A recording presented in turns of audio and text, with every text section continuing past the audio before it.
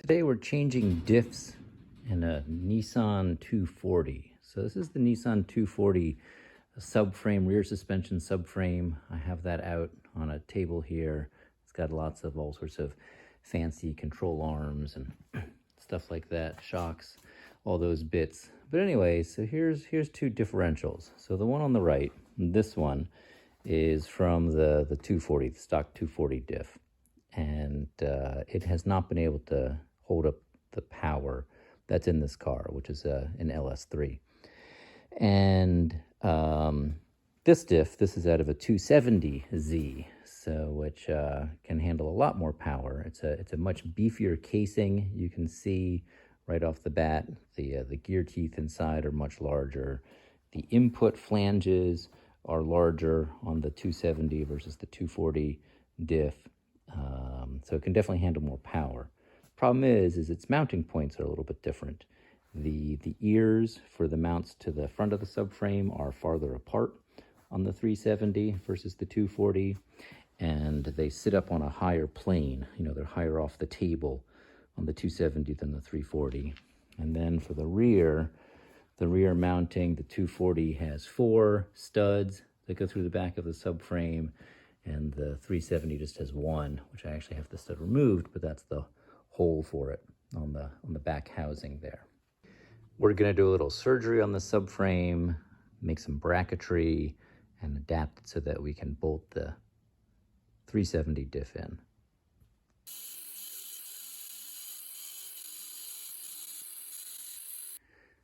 All right, I like how this is fitting so far.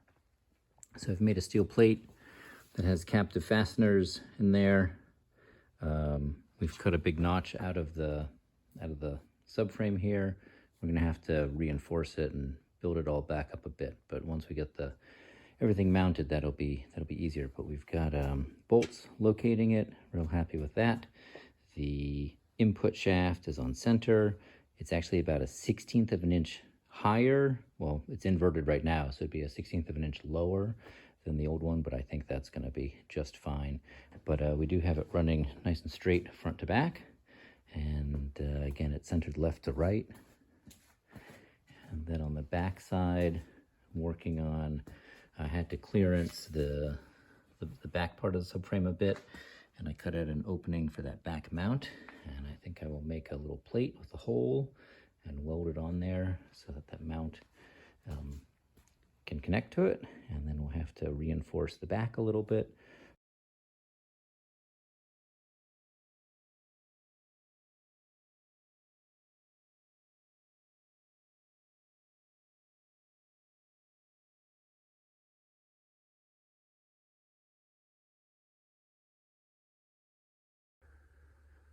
All right, well, here we go, the finished product.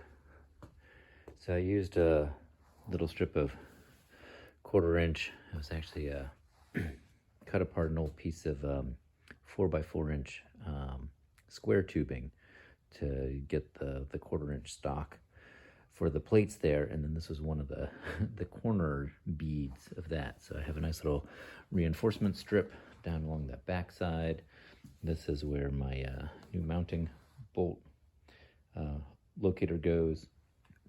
And then in the front, you know, so we were able to retain some of the factory arch there, although we did have to cut into it a bit to put our mounting plate. And so then I gusseted back up on the corners there to try to give it strength again. And I think this is probably going to be pretty good. So it should be pretty close in strength to the original version, maybe even a little stronger.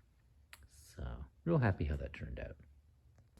And here's a good view of the underside. So again, this will be pointed downward under the car, so you can really see that that pocket made for the front mounting bolt of the diff there. And again, like you can kind of see, looking straight down, how you know the gusseting will help beef up that you know, prevent that twisting motion here, right? So to make sure that subframe doesn't flex in the middle.